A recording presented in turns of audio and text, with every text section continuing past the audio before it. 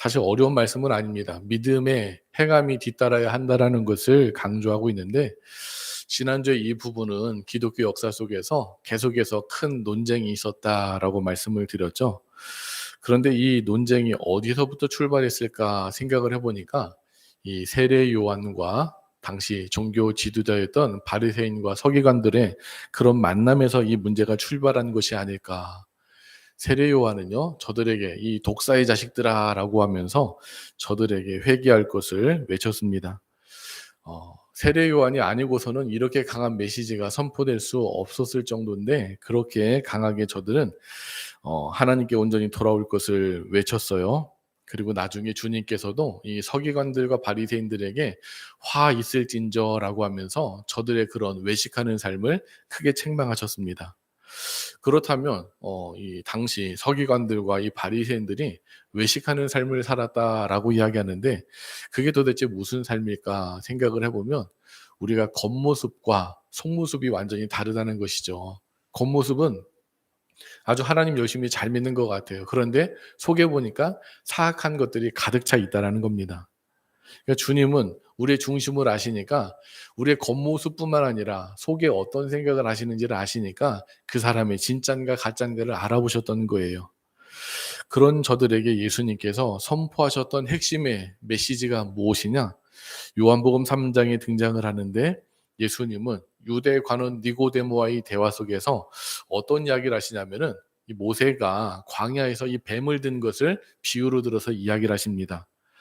출애굽 광야 시절 이스라엘 백성들이 이제 광야에서 살다 보니까 너무 힘들잖아요. 그래서 계속해서 불평하고 원망하고 또 불평하고 원망하는 거예요. 그래서 하나님은 안 되겠다 싶어 가지고요, 저들에게 이제 불뱀을 보내셔 가지고 결국은 저들이 뱀에게 물려서 이제 사경을 헤매도록 만드셨어요. 그러자 백성들이 그 고통 가운데 있으니까 다시 한번 "주님, 저희들 좀 용서해 주세요."라고 이렇게 모세한테 요청을 하게 되었고, 모세는 하나님께 기도한 거예요. "하나님, 이 백성 한 번만 더 용서해 주세요." 그랬더니 하나님께서 이 이스라엘 백성들에게 어떤 처방전을 내려주셨냐면, "야 모세야, 너 놋으로 뱀을 하나 만들어라. 그리고 그 뱀을 장대에 달아서 높이 세워라. 그리고 그 뱀을 쳐다보는 자는 살 것이다."라는 그런 주문을 하셨어요. 근데 이거 생각해 보면 굉장히 웃긴 그런 모습이잖아요. 지금 뱀에 물려 가지고 죽어가는 그런 순간이에요. 근데 뭔가 바르는 약을 주거나 아니면 마시는 약을 주어야지, 뭐 노뱀 만들어서 그거 쳐다본다고 살 수 있다? 이거 이상하잖아요. 그죠? 굉장히 이상한 그런 하나님께서 주문을 하신 그런 모습입니다. 근데 당시 이 뱀에 물린 자들이 이 장대에 달린 노뱀을 보기 위해서는 최소한 어떤 행동이 필요했냐면, 자기 장막에서 나와서 그 뱀을 쳐다봐야 하는 그런 수고로움이 필요했다라는 겁니다. 근데 놀랍게도 이 모세가 선포한 그 말씀을 믿고 순종한 사람은 어떻게 됐죠? 살았어요. 그리고 순종하지 않고 "야, 그거 쳐다본들 내가 살겠냐?" 하면서 말씀에 순종하지 않은 사람들은요, 다 죽었다라고 말씀을 합니다. 근데 예수님은요, 구약의 그 사건을 언급하면서 어떻게 말씀을 하시느냐? 오늘 요한복음 3장 14절 15절에 보면은 이렇게 말씀을 하세요. "모세가 광야에서 뱀을 든 것 같이 인자도 들려야 하리니 이는 그를 믿는 자마다 영생을 얻게 하려 하심이니라." 아멘. 결국 예수님도 나무 위에 달릴 것인데, 그 예수님을 쳐다보고 믿는 자마다 영생을 얻게 된다라는 거예요. 분명히 구약 시대 때는 죄를 지어서 뱀에게 물렸잖아요. 그 사람들에게 이제 죽어가는 그런 소망이 없는 상황입니다. 그 상황 가운데 뱀 하나 만들어 놓고 그거 쳐다본다고 산다라는 그런 정말 해괴망측한 이상한 그런 메시지를 선포를 하셨잖아요. 그런데 그대로 순종했을 때 어떻게 됐나요? "죽어가는 자들이 다 살았다."라고 말씀을 합니다. 그런데 예수님은 비슷한 이야기를 하시는 거예요. "인자도 들려야 하리니." 그런데 그 인자를 보고 믿는 자는 어떻게 된다고요?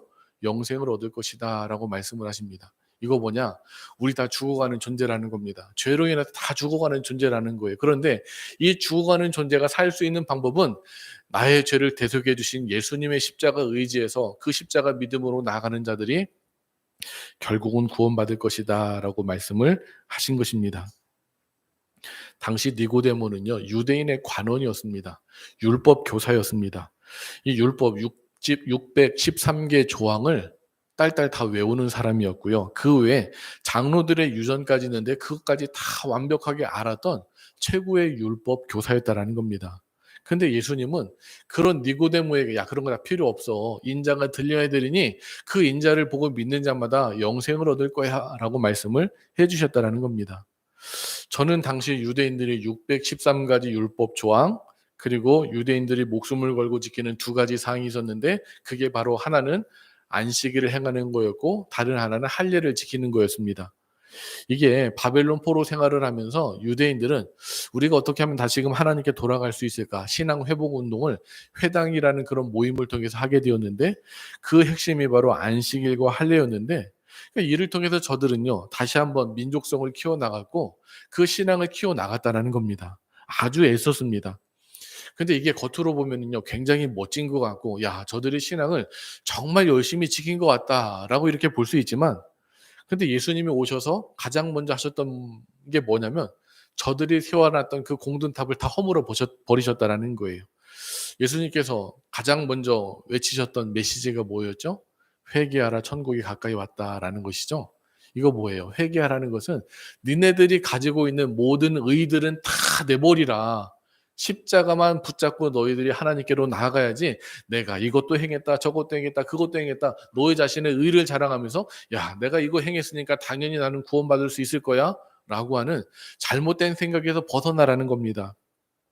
그래야 예수님을 통해서 이루어진 그 천국을 맞이하고 맛볼 수가 있다라는 것입니다. 구약 시대 사람들 어떤 생각을 갖고 있었냐면은 하나님을 뵙게 되면은 죽는다라고 생각을 했어요. 왜냐? 나는 부정한 존재인데 거룩하신 하나님을 뵈면 이 부정한 존재는 그 부정 때문에 죽게 된다라고 생각을 했던 거예요. 출애굽기 33장에 보면은 하나님께서 이 모세에게 어떤 약속을 해 주셨느냐? 하나님의 영광을 보여 주신다 약속을 했어요. 왜냐면 모세가 "하나님 저에게도 하나님 영광 좀 보여 주세요. 하나님 좀 만날 수 있도록 해 주세요."라고 기도했거든요. 그래서 하나님이 보여 주신다고 하면서 하나님이 어떤 말씀하시냐면은 "야 너 내 얼굴 직접 보면 죽을 테니까 그렇게는 하지 못하고 내가 바위 틈속에 지나갈 때 너는 나의 등을 볼 거야라고 하시면서 결국 모세가 하나님의 영광을 보긴 보지만 완전한 모습으로 보지 못하고 하나님의 등만을 보는 걸 보게 됩니다. 다음으로 이사야도 성전에서 기도하다가 하나님을 뵙게 돼요. 근데 이사야가 그때 어떤 고백을 했냐면은 "이제 나는 죽게 되었도다."라고 고백을 합니다. 왜 그러느냐? 자기는 입술이 부정한 사람이고 입술이 부정한 백성 중에 그런 똑같은 자다라고 고백을 하면서 이제 자기의 죽음을 인제 생각을 하는데 그때 인제 천사가 하늘에 있는 그 숯불 제단의 숯불을 이 이사야 입에 대면서 인제 "정하게 되었다."라고 이야기하죠. 이게 이사야 6장 5절 말씀에 보면은 나오는데 "그때에 내가 말하되 화로다 나로 망하게 되었도다 나는 입술이 부정한 사람이요 나는 입술이 부정한 백성 중에 거주하면서 만군의 여호와이신 왕을 배웠음이로다." 하였더라. 하나님의 거룩한 신성성과 인간의 죄성과 한계성을 강조하기 위한 말씀인데, 하나님과의 교류에 있어서 우리 인간의 한계를 분명히 인식을 하고 하나님 마땅히 경유하는 삶의 모습이 필요함을 말씀하는 겁니다. 그런데 이게 신약에 와서 어떻게 바뀌게 되었느냐? 그 하나님이 인간의 모습으로 오셨잖아. 이걸 뭐라 그러죠? 성육신 사건이다. 인카네이션이다. 하나님이 육신의 모습으로 이 땅에 오셔서 예수님으로 오셨다라고 우리가 이야기를 하죠. 그러면은 이 율법학자들 당시에 하나님의 이름은 너무너무 거룩하기 때문에 하나님이라고 발음조차 하지 못하고 아도나이 그냥 주님이라고 그냥 다른 대치어로 만들어서 그냥 아도나이 주님이라고 이렇게 이야기했던 사람들이에요. 그러면은 그 하나님의 육신의 모습으로 이 땅에 오셨으면 그 하나님을 배웠을 때 어떤 자세를 가지고 나아가야 됐을까요? 마땅히 무릎 꿇으면서 자기의 부정함을 시인하면서 "주님 저는 죄인입니다."라고 인정하는 게 정상이잖아요. 이 예수님의 제자 중에 빌립이 예수님께 어떤 이야기했냐면 "예수님 저에게 좀 하나님 좀 보여주세요."라고 이야기했던 장면이 요한복음 14장에 나오거든요. 근데 요한복음 14장 9절에 보면 예수님이 뭐라고 이야기하시냐면은 "빌립아 나를 본 자가 곧 하나님을 본 거야. 아버지를 본 거야."라고 말씀하시는 장면이 나와요. 어 그렇지만 당시에 이 율법 학자들이나 종교 지도자들이 예수님을 봤을 때 단 한 명이라도 무릎 꿇은 사람, "저는 죄인입니다."라고 고백했던 사람이 있었나요? 제가 보기에는 한 명도 없었어요. 다 예수님을 적대시하거나 예수님을 무시하거나 예수님을 핍박을 했어요. 근데 베드로를 한번 보세요. 누가복음 5장 8절에 보면은요, 이런 말씀이 등장합니다. 시몬 베드로가 이를 보고 예수의 무릎 아래 엎드려 이르되 주여 나를 떠나소서 나는 죄인이로소이다 하니. 베드로가 주님께서 야 깊은 데 가서 그물을 던지라 했을 때 예수님 말씀에 순종해서 그물을 던졌더니 고기가 엄청나게 잡히는 거예요. 이거는 자기의 그 십수년의 그 수십 년의 어부 생활을 통해서 한 번도 경험해 보지 못했던 그런 새로운 놀라운 역사였습니다. 그 순간 베드로는 뭘 알아봤던 거예요? 예수님이 하나님이시구나라는 것을 알아봤던 거예요. 그래서 베드로는 예수님 앞에 무릎 꿇고 주여 나를 떠나소서. 왜? 내가 죄인이니까. 난 부정한 사람이니까. 저는 죄인이로소이다라고 고백을 합니다. 베드로는 주님을 통해서 자신을 보았고 자신의 부정함, 죄인됨을 바라보면서 이사야가 하나님 앞에 고백했던 것처럼 그런 연약함을 시인했습니다. 그 하나님이 육신의 모습으로 이 땅에 오셨는데 그 모습을 가장 먼저 알아봐야 될 종교 지도자들은 그 모습을 몰라보니 예수님 입장에서는 얼마나 답답하셨겠어요. 모르는 것 둘째치고요. 오히려 대적하고 있습니다. 그래서 주님은 저들의 중심을 보면서 야 니네들이 안다라고 이야기하지만 니네들 아는 거 다 가짜야. 너희들 지금 외식하는 삶을 살고 있어. 강하게 책망을 하셨던 거예요. 후에 바울은 이걸 뭐라고 그러냐면 율법주의다라고 이렇게 크게 비판을 합니다. 결국 예수님이 강조하신 게 무엇이냐? 믿음이에요, 믿음. 그래서 예수님의 이 믿음의 그런 말씀을 많은 유대인들이 믿고서 구원을 받았습니다.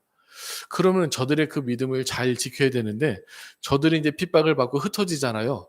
그러면서 이 일부 유대인들 중에 이상한 사람들이 생기게 된 거예요. 어떤 생각이 됐냐면 이방인들에게도 복음을 전해야 되는데 예수 믿고 구원 받으세요라고 하면은 정말 좋은데 예수 믿고 구원 받아야 되는데 예수 믿는 거 가지고는 부족해. 너희들 우리처럼 율법도 지켜야 되고 할례도 지켜야 돼. 그렇게 이야기를 섞은 거예요. 그러니까 복음의 본질에서 어긋난 것이죠. 그리고 예수님께서 이 땅에 오셔가지고요 하셨던 그 말씀과 복음 사역을 완전히 그냥 짬뽕 뒤섞어 놓아가지고요 잘못된 복음, 거짓 복음으로 변질시켜 버리고 있다라는 겁니다. 그러니까 이런 율법주의와 외식에 대해서 반대했던 자들이 누구냐? 바울이었고 오늘 야고보서의 저자인 야고보였다라는 겁니다.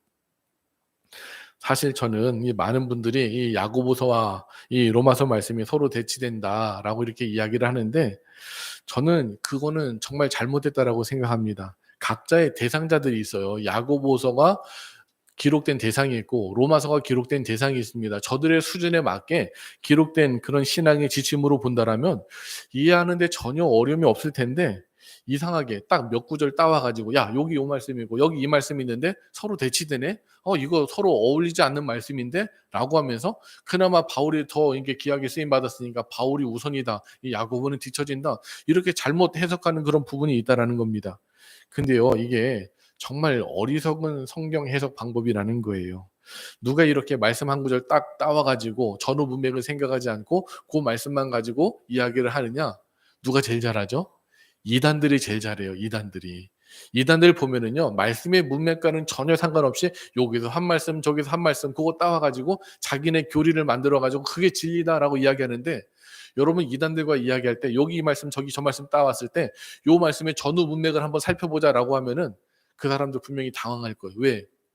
그 문맥을 모르거든요. 그냥 그것만 그냥 거기서 외우라고 해서 그것만 그냥 딸딸 외우는 거예요. 그 전후에 어떤 말씀이 있는지 전혀 모릅니다. 그러니까 말씀을 제대로 해석할 수가 없죠. 그리고 또 역사적으로 어떤 누가 신학을 이런 신학을 주장했어요. 근데 그 신학이 옳은 부분도 있지만 완벽한 신학은 세상에 없습니다. 그렇기 때문에 이것 때문에도 많은 역사적인 그런 논쟁이 있었어요. 어거스틴과 펠라기우스의 논쟁이 있었고 또 종교 개혁 시대 때는 이 로마 카톨릭과 이 프로테스탄트라는 그런 새로운 정신을 갖고 있었던 그런 사람들과의 논쟁이 있었고 그런 다음에 이제 칼빈과 이 칼빈주의와 이 아리우스의 그런 논쟁이 있었고 그리고 존 웨슬레와 극단적 칼빈주의의 논쟁이 있었고요. 이런 논쟁들은요. 이 신학적으로 계속해서 그동안 이어왔다라는 겁니다. 근데 제가 보기에는 우리가 너무 그렇게 복잡하게 들어갈 필요가 없을 것 같아요. 그래서 제가 설교를 준비하면서도 이 자료는 참 많이 찾아보고 준비를 했는데 이 어느 순간 이렇게 다 설명을 하면 오히려 우리 성도님들 더 혼동을 느끼시겠다라는 그런 생각이 들었어요. 그래서 어떻게 이런 일들이 출발하게 되었고 오늘 이 야고보서에서는 특별히 야고보가 이제 두 사람을 예를 들어서 설명을 하는데 아브라함과 그런 이 라합이라는 여인을 들어서 설명을 하고 있는데 저들의 상황 속에 한번 들어가 보면서 그 상황 속에서 왜 이 말씀이 선포됐는지를 살펴보면은 그리고 로마서와 비교를 해보면은 우리가 더 이해하는 데 도움이 될 수 있겠다 싶어가지고 준비한 자료는 다 폐기해버리고 그냥 쉽게 쉽게 말씀을 드려보려고 합니다. 먼저 바울이 이야기했던 이 로마서 말씀을 한번 살펴보도록 할 텐데요. 로마서 4장 1절부터 3절을 볼 텐데 우리 한 절씩 읽고 3절은 같이 읽겠습니다. 그런즉 육신으로 우리 조상인 아브라함이 무엇을 얻었다 하리요.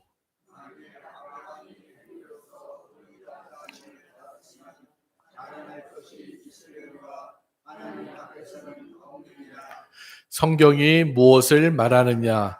아브라함이 하나님을 믿음에 그것이 그에게 의로 여겨진 바 되었느니라. 아멘. 바울은 여기서 아브라함이 하나님을 믿었을 때 이것이 그에게 의로 여겨진 바 되었다라고 말씀을 합니다. 이는 행위가 아니라 무엇이라고 말씀을 하죠? 믿음이라고 이야기를 하는 거예요. 근데 이 말씀은요, 창세기 15장 6절 말씀을 인용하는 거예요. 창세기 15장 6절에 보면 이렇게 말씀을 합니다. 아브라함이 여호와를 믿으니 여호와께서 이를 그의 의로 여기시고. 제가 아브라함에 대해서 예전에 말씀을 전할 때 이 아브라함에게 믿음이란 단어가 딱 한 번 등장하는데 바로 이 창세기 15장 6절에 한 번 등장한다라고 말씀을 드렸고 창세기에서도 믿음이 딱 한 번 등장하는데 바로 이 15장 6절에 등장한다라고 말씀을 드렸어요. 당시 아브라함은요 자식이 없었어요. 그래서 아브라함이 고민하고 고민한 끝에 어떤 결론을 맺냐면 자기 몸종에 엘리에셀이 있거든요. 정말 자기를 잘 따르고 정말 훌륭한 그런 사람이었어요. 그래서 하나님 제 후사는 바로 이 엘리에셀입니다 라고 이렇게 이야기를 해요. 그러자 하나님 뭐라 그러시냐면 아니다. 내 몸에서 난 자가 내 후사가 될 것이다 라고 이야기를 하세요. 그러면서 아브라함을 장막에서 인도하여 내셔서 야 하늘을 좀 바라봐라 무뼈를 좀 바라봐라 내 후손이 이와 같을 것이다 라고 이야기를 하시는 거예요. 그 말씀에 아브라함이 믿었는데 그 믿음을 가지고 하나님은 이를 그의 의로 여기셨다라고 고백하는 그런 말씀이 바로 창세기 15장 6절 말씀이라는 겁니다. 이 상황 가운데 이 아브라함이 한 행동이 있나요? 있다라면 장막 밖으로 나와서 하늘을 쳐다본 것밖에 없어요. 아무것도 없습니다. 그런 다음에 오늘 야고보서 2장 21절 22절 말씀을 보겠습니다. 우리 한 절씩 말씀 교독하겠습니다. 우리 조상 아브라함이 그 아들 이삭을 제단에 바칠 때 행함으로 의롭다 하심을 받은 것이 아니냐.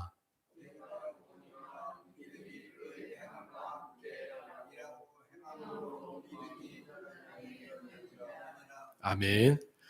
앞에서 이 바울이 로마서 4장에서 언급한 아브라함은 어떤 말씀을 바탕으로 하냐면 창세기 15장 말씀을 바탕으로 하는 거예요. 그런데 야고보는 어느 말씀을 배경으로 하냐면 창세기 22장에 아브라함이 자기 아들 이삭을 하나님께 바치려고 하는 그 순종의 자세에 대해서 말씀을 하고 있다는 겁니다. 삶의 자리가 완전히 달라요. 15장은 아직 아브라함의 믿음이 이제 출발하는 그런 출발 단계. 아무것도 행함이 없음에도 불구하고 하나님께서 그 믿음만 가지고 너 의롭다라고 칭하셨던 장면이고 창세기 22장은 수십 년이 지나가지고 아브라함이 하나님과 동행하면서 믿음이 점점점 자라는 거예요. 어느 정도까지 자라냐면 자기 아들 이삭까지 하나님께 드릴 정도로 자라는 거예요. 그 믿음을 순종으로 보여준 게 무엇이냐? 이삭을 하나님께 제물로 드리라고 하나님께서 명령하셨을 때 그 명령을 순종했던 그 모습, 그 순종의 단계까지 나아갔던 거예요. 그러니까 창세기 15장의 믿음의 상태와 창세기 22장의 믿음의 상태는요, 땅과 하늘처럼 굉장히 큰 차이가 있다라는 거예요. 창세기 15장의 상태는 아브라함이 아무것도 자랑할 것이 없는 상태, 행함이 하나도 없는 초신자의 상태였던 것이고 그럼에도 불구하고 그 믿음만 보시고 하나님은 아브라함을 의롭게 여기셨던 거예요. 그리고 창세기 22장 야고보가 오늘 말씀하고 있는 그 모습은 그 신앙이 순종의 모습으로 이어지는 성숙된 모습으로 보게 되는데, 이 아브라함의 순종의 모습을 지켜본 하나님께서 어떤 말씀을 아브라함에게 주시느냐? 창세기 22장 12절 말씀을 보면 이렇게 말씀을 하십니다. 사자가 이르시되 그 아이에게 내 손을 대지 말라. 그에게 아무 일도 하지 말라. 내가 내 아들 내 독자까지도 내게 아끼지 아니하였으니 내가 이제야 내가 하나님을 경외하는 줄을 아노라. 아멘. 하나님이 누구를 인정하시는 장면이에요? 아브라함의 믿음의 그 모습을 인정하시는 장면이에요. 15장에서는 그냥 단순히 그 믿음을 보시면서 그를 의롭게 여기셨다. 우리가 하나님께서 우리는 죄인이지만 너희들 내가 의롭다고 칭해 줄게 라고 하는 그 상태가 15장이고요. 22장은 그 의롭다고 여기심 받은 아브라함이 하나님과 동행하며 살면서 믿음이 자라가지고 어느 단계까지 나가는 거예요? 자기의 가장 귀한 것을 하나님께 내어줄 수 있는 순종의 단계까지 나아가는 모습이라는 겁니다. 그리고 창세기 22장 15절부터 18절 말씀까지 우리 한 절씩 교독하도록 하겠습니다. 여호와의 사자가 하늘에서부터 두 번째 아브라함을 불러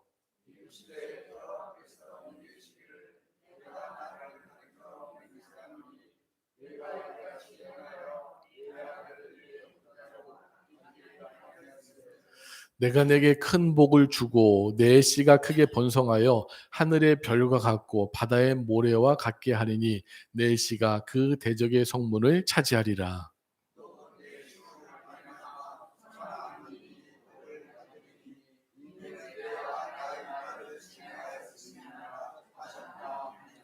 아멘. 결국 하나님께서 아브라함의 그 믿음의 행함을 보시고 인정하시고 아브라함에게 축복하시는 장면으로 이 사건은 마무리되게 된다라는 겁니다. 창세기 22장은요, 하나님께서 아브라함을 인정하신 장면으로 볼 수 있습니다. 그만큼 아브라함의 믿음이 성숙된 것을 보게 되는 거예요. 그러니까 창세기 15장의 상태는 아브라함에겐 그 22장의 요구를 하신들, 아브라함이 그 단계에 있을 때 22장의 순종의 요구를 할 수 있었을까요? 아니에요. 그 수십 년간의 그런 신앙의 여정이 있었기 때문에 결국 22장에서 순종할 수 있었던 것이지, 15장의 삶의 자리와 22장의 삶의 자리는요, 땅과 하늘처럼 크다라는 겁니다.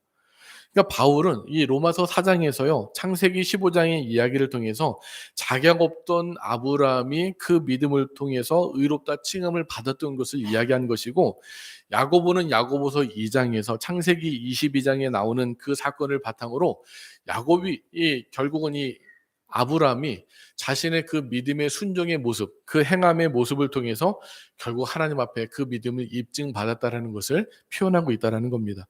그러니까 바울이 이야기했던 부분과 이 야고보가 이야기했던 부분은요, 전혀 다른 부분이에요. 근데 그 문맥만 제대로 보지도 않고 그 단순히 그 한 절만 보면서 여기서는 믿음으로 의롭다, 여기서는 행함으로 의롭다 받았는데 하면서 서로 대치된다라고 이야기하는데, 이거는 그 문맥 전후 사정과 그 원래되는 그런 구약의 어떤 그 사건들을 제대로 보지 않고 단순히 그 부분만 바라보니까 이런 잘못된 해석이 나올 수가 있다는 겁니다. 그리고요, 이 정상적인 신앙인이라면은 이 아브라함의 성숙의 과정을 거치게 된다라는 거예요. 우리가 아브라함을 믿음의 조상이라고 하죠. 그의 믿음이 우리와는 뭐 차원이 다르기 때문에 믿음의 조상이 된 게 아니라, 같은 믿음의 길을 걸어가는 모든 사람들에게 아브라함 같은 신앙의 여정이 따르기 때문에, 그 모델이기 때문에 믿음의 조상이 된다라고 성경에서는 우리에게 말씀을 하고 있다라는 겁니다. 그런데 의외로 많은 사람들이 이 아브라함의 신앙을 따라가다가요, 격결로 빠지게 돼요. 어떤 격결로 빠지게 되냐면은 외식하는 바리새인병에 걸리고 또 율법주의 병에 걸리게 된다라는 겁니다. 그래서 이 율법주의 그 병에 걸린 사람들을 열심히 치유하기 위해서 노력했던 사람이 누구냐면 바울이었고요. 외식하는 바리새인병에 빠진 사람들에게 열심히 돌아설 것을 주장했던 사람이 누구냐? 바로 야고보서의 저자인 야고보였다라는 겁니다. 그러면서 오늘 야고보는 이 아브람과의 예와는 조금 차이가 있어요. 이 라합이라는 이방 여인의 이야기를 또 예로 드는데, 이 라합이라는 여인 또한 행함으로 그 믿음이 입증된 것을 표현을 하고 있다라는 겁니다. 우리가 여호수아서 2장에 보면은 라합은요, 이 기생이라고 나와 있죠. 도덕적으로 윤리적으로 방탕한 여인이었고요. 그녀에게서 의라는 것을 전혀 찾아볼 수가 없었던 그런 여인입니다. 자신의 행함으로 구원받지 못하는 사람이었고 또 하나님 앞에서 의롭다 인정을 받을 수 있는 그런 자격조차 없는 사람이었어요. 게다가 그 여인은 이방 여인이었습니다. 그러나 라합은요, 여리고성 전체가 이스라엘과 전쟁을 준비할 때 여호수아가 보낸 두 명의 정탐꾼을 숨겨주었고, 그리고 이 두 명의 정탐꾼에게 어떤 이야기를 꺼내냐면은 여호수아서 2장 9절부터 11절에 보면은 이런 이야기를 꺼냅니다. 우리 말씀 한 절씩 교독하고 11절은 같이 읽겠습니다. 말하되 여호와께서 이 땅을 너에게 주신 줄을 내가 아노라. 우리가 너희를 심히 두려워하고 이 땅 주민들이 다 너희 앞에서 간담이 녹나니.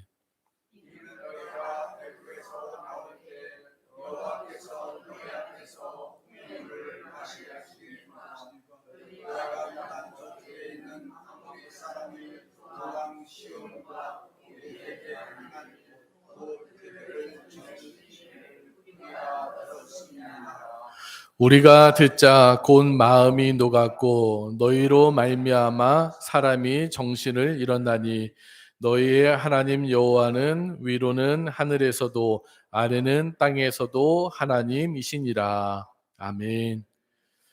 네.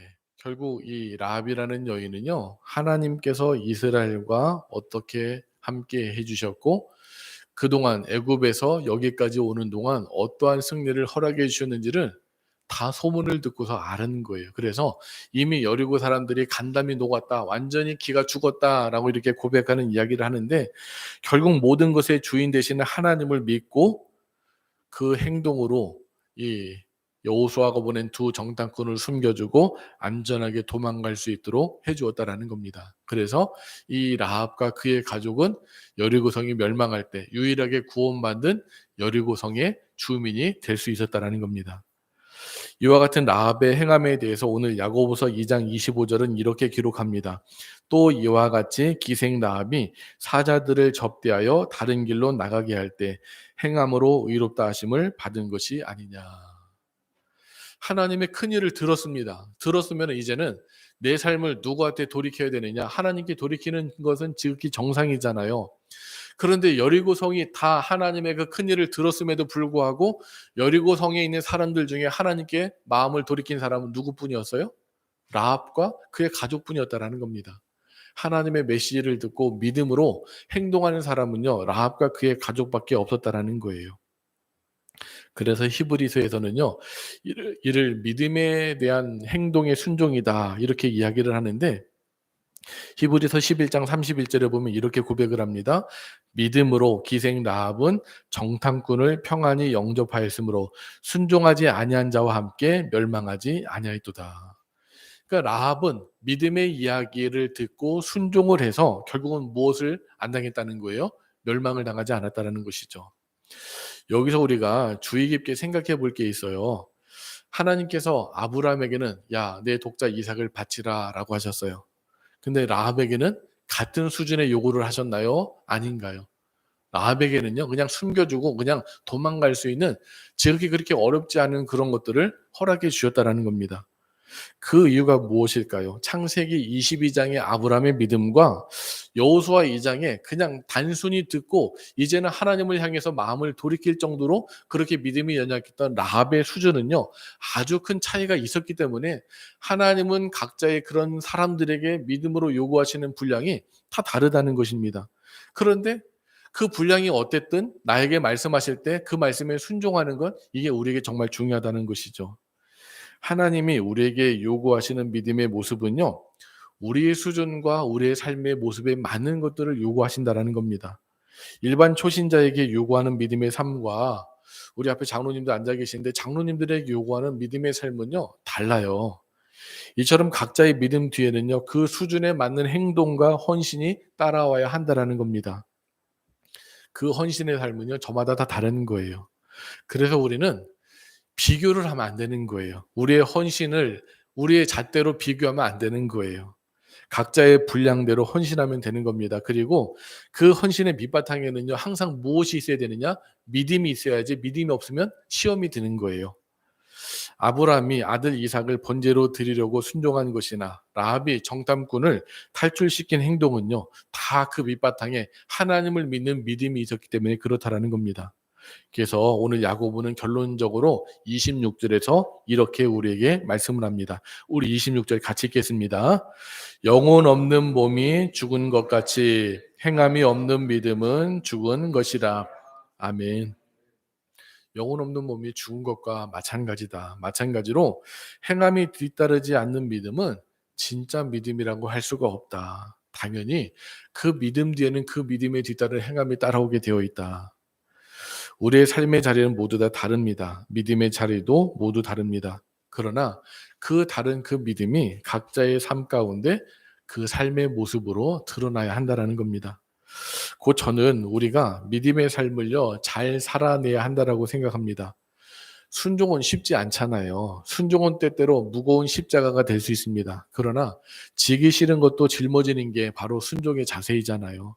믿기 때문에 때로는 하기 싫은 일도 해야 하고 때로는 부담되는 일도 맡아야 합니다. 그러나 여기서 우리가 걱정할 필요가 없는 게 하나님은 우리의 수준을 누구보다 잘 아신다라는 거예요. 그래서 하나님은 우리가 감당할 수 있는 그 안에서 순종하기를 원하신다라는 겁니다. 저는 오늘 그렇게 변화된 삶 증인을 이 시간 설교 시간에 소개를 해드리려고 했는데 너무 좀 분량이 긴 것 같아가지고요. 오늘 예배 후에 제가 그 영상 사이트를 카카오톡으로 보내드리려고 하는데 어떤 이야기냐면 개그맨 이성미 집사가 이 아들과의 그런 문제 속에서 회복되는 그런 과정을 다룬 간증입니다. 제가 말씀드리는 것보다 직접 본인의 음성으로 그 간증을 들어보는 게 훨씬 낫겠다 싶어가지고요. 시간 나실 때 한번 들어보셨으면 좋겠는데, 제가 마지막 부분, 이 아들이 새벽 예배에 나가는 엄마를 따라서 같이 새벽 예배에 나가는 그 이야기를 잠깐 말씀을 드리려고 하는데, 이제 이성미 집사가 이제 새벽 예배를 나가려고 하는데 갑자기 시커먼 게 나오더래요. 딱 봤더니 아들이래요. 그래서 엄마가 놀라서 뭐야? 라고 했더니 나도 새벽 예배 가려고 라고 하는 거예요. 그래서 이성미 집사가 왜? 라고 놀랬대요. 그러자 아들이 하나님 살아계셔 라고 이야기를 하더래요. 깜짝 놀라가지고 야 그게 뭔 소리냐 라고 물었는데 아들이 이렇게 이야기하더랍니다. 엄마 바뀐 거 보니까 하나님 확실히 살아서 역사하시는 분이야. 이렇게 이야기를 하더래요. 그래서 그날부터 아들과 함께 새벽 예배에 같이 다니기 시작했다고 합니다. 그리고 어느 날 이 아들이 목회자가 되겠다고 하면서 지금 목회의 길을 이제 준비하고 있다라는 그런 이야기로 그 간증을 마쳤는데 아들의 입장에서는요, 이 엄마는요, 행함이 없는 위선적인 신앙인이었어요. 그게 너무너무 싫었던 거예요. 그래서 삐뚤게 나갔던 거예요.